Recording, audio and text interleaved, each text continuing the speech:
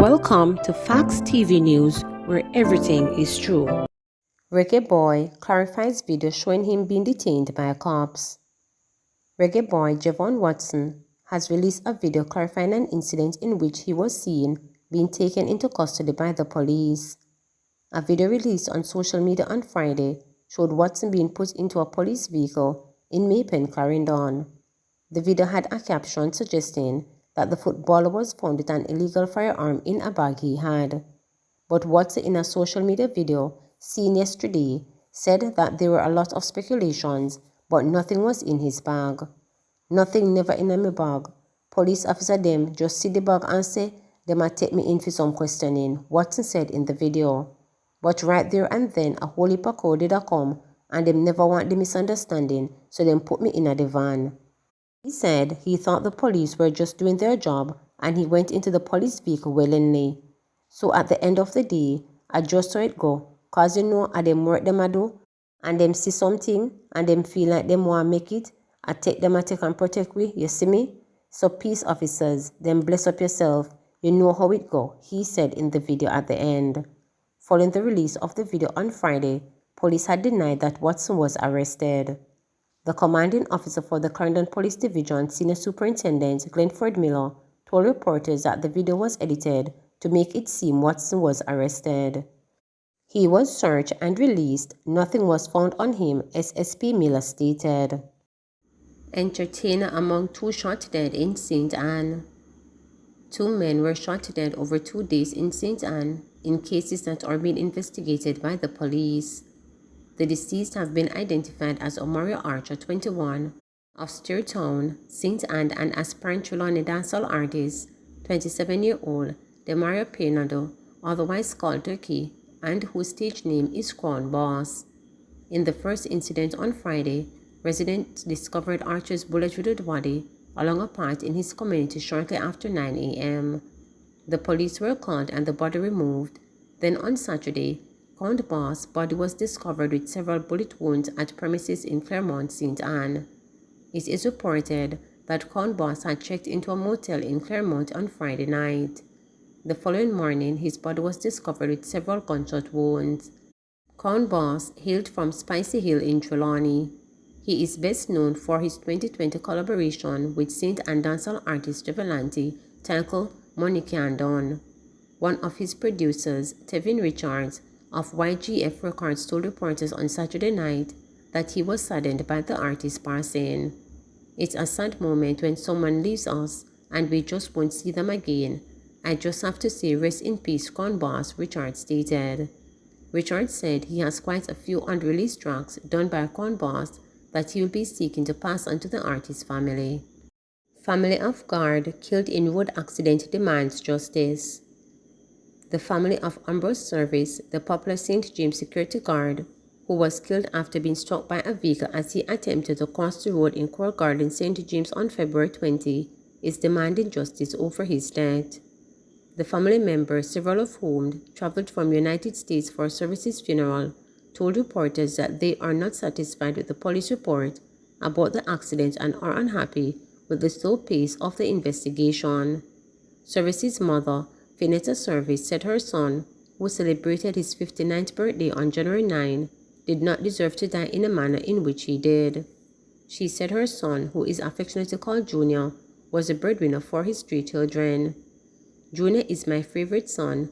I love all my sons very much, but Junior, who is living here in Jamaica, depends on me for a lot of things even though he is a fully grown man, stated the distraught mother who lives overseas. That same week when he died, I had just spoken to him and was also packing a barrel to ship to Jamaica for him and his children. It came as a shock to me when I got news that he was killed while crossing the roadway in Montego Bay.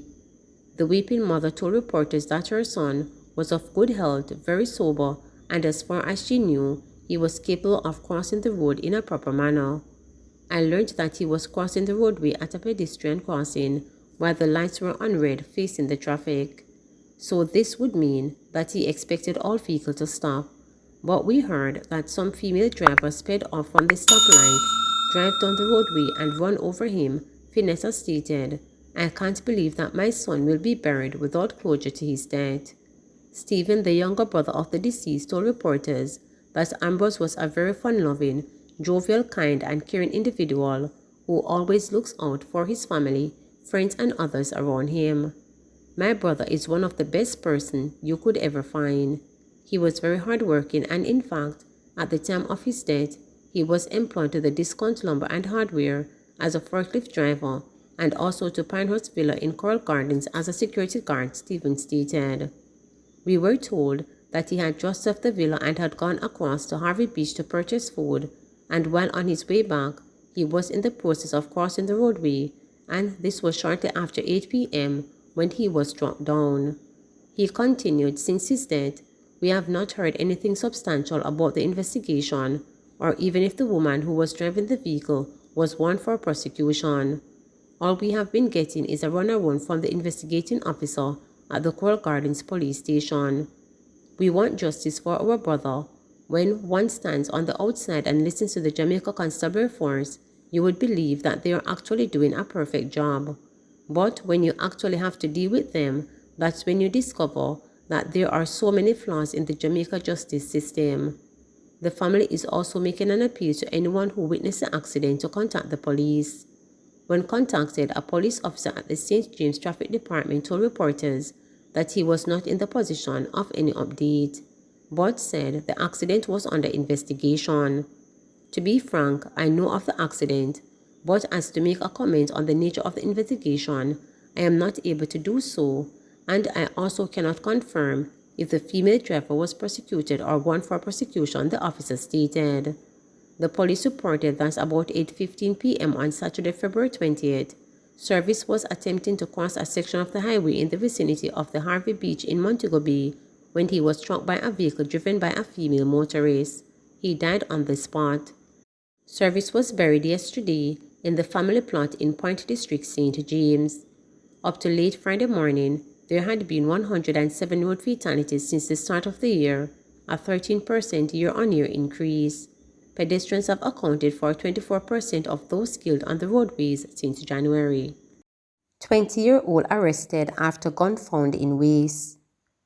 A 20-year-old construction worker has been charged in connection with the seizure of a Smith & Wesson semi-automatic pistol and a magazine containing 12 9mm cartridges in Kingston 11 on Saturday. Charged is Miguel Turner, also called Red Man, of Black Lane in Spanish Town. According to police reports, law enforcers from the division's crime branch team were conducting a snap raid in the Palm Grove housing scheme in Kingston 11 when they made the discovery. Reports indicated that at about 11:20 p.m., lawmen were in the area when a group of men saw them and ran. The police gave chase and Turner was held. He was searched and the weapon and ammunition taken from his waistband. He was later charged in relation to the seizure. Turner is currently awaiting a court date. Prisoners can be a resource. It is time to re-examine the message we are currently sending to and about some of the most vulnerable members of our society through the prison food system. Food is an integral part of our human existence. It nourishes us, communicates who we are, our relationships, and reflects our values. A recent report in the media outlined figures showing that in 2020, it cost Jamaica $13,000 to feed one inmate per month, and the island's prison population currently amounts to 3,700. The media reported figures reflecting over $500 million spent in the financial year on food for prisoners. However, the Department of the Correctional Services (DCS) quickly denounced the incorrect narrative and called for a better approach to provide healthier options to feed the inmates. For people who are incarcerated, the unhealthy, unappetizing, and often inedible food in prison robs them of dignity, humanity, and health. We have seen reports where food is being wheeled as a further form of punishment. This can be linked to chronic illnesses such as diabetes and hypertension, which also have adverse impacts on their lives long after their re-entry into the community. It is no secret that feeding prisoners have been a vexed issue for Jamaicans over the years, and most, if not all, may think that inmates should work to pay their debts to society and feed themselves. This vexed issue is one that has a solution. our government should pay more attention to how the rehabilitation of our prisoners can contribute to some aspects of our society economically. Prison labor is common across the world and it has shown remarkable results. There have been calls for a better rehabilitation system in Jamaica in an effort to address the issue of recidivism. Without proper rehabilitation, Jamaica will continue to face the crime crisis we face today. As a society, we need to address the culture where we believe that criminals cannot be rehabilitated. This mindset makes returning to normal society an uphill task. Maintaining prison labor that gives prisoners job helps them to earn to fund their prison stay and also give them skills in finding legitimate work upon release. The Department of Correctional Services (DCS) says there are agricultural programs in place at some local prisons that need attention to help the situation and lessen the food cost. They reported that chicken meat production of the Tamarind Farm Adult Correctional Center has led to saving of approximately 20 million. The DCS says there with slow return to normalcy in recent times, farming has been resumed for many different products. It is impossible to discuss prison labor without acknowledging the deep ties the criminal justice system has to the legacy of slavery. Targeted mass incarceration policies, racial bias, and other structural disadvantages have led to an overrepresentation of Black people in prisons and jails across the world. The criminal justice system has historically relied on a system of punishment and exploitation instead of rehabilitation, but we can change this going forward. Treating incarcerated people like human beings by giving small incentives for their work is a good place to start. Tears of joy for Greenwich Town homeowner. Avis Morrison of 2nd Street in Greenwich Town, St. Andrew, was overcome with tears of joy as she received the keys to her new home from Prime Minister Andrew Holness on Friday, April 8. Morrison is the latest beneficiary of improving housing under the government's new social housing program, NSHB. She received a 3-bedroom unit, which she will share with her sister. According to a release, the dwelling cost approximately $5.6 million. Morrison, who described her previous living conditions as deplorable, said she is overjoyed at her new home. Before, the house was deplorable. I tried my best, but when it rains, I would have to even use a lover to go onto the roof and put a tarpaulin to prevent me from getting wet. I am grateful to have a home to call my own. I am elated, Morrison said. Prime Minister Andrew Holness, in his address, congratulated Morrison and urged her to be a good example of citizenship in her community. He also indicated that he has tasked the team of the Ministry of Economic Growth and Job Creation, under which the NSHB falls, to deliver 1,000 units per year for people living in conditions like Morrison's.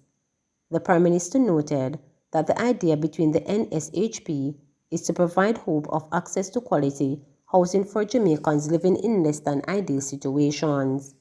He noted that while the government pursues a program to improve housing, there must also be an improvement of the heart to promote peace and harmony in communities. So, along with the urban and social renewal, must be a program of social transformation. In fact, I would like to call it a cultural revolution in Jamaica because a large part of our crime problem is entrenched in our culture, he said. Meanwhile, Member of Parliament for St. Andrew South Western, Dr. Angela Brownberg, who assessed Morrison in applying for the House unit, said she welcomed the NSHB because the options given were meaningful and I am heartened. Jamaica reports 28 new COVID cases, no deaths. Jamaica reported 28 new cases of COVID-19 and 0 fatalities on Saturday, according to the latest statistics from the Ministry of Health and Wellness. This pushed the total number of cases of the virus since the start of the pandemic to 120,020. The death toll remains at 2,914. Of the newly reported cases, there were 18 females and 10 males, with ages ranging from 1 day to 108 years. The cases are reported in Clarendon 4, Hanover 2, Kingston and St. Andrew 4, Portland 1, St. Ann 2, St. Catherine 5, St. Elizabeth 1, St. James 5, St. Mary 1, Trelawney 2, and Westmoreland 1. The country also recorded 75 new recoveries, bringing the total number of recoveries to 81,958. The country's positivity rate now stands at 4.7%. Please remember to subscribe, like, share, and click the notification bell for daily updates.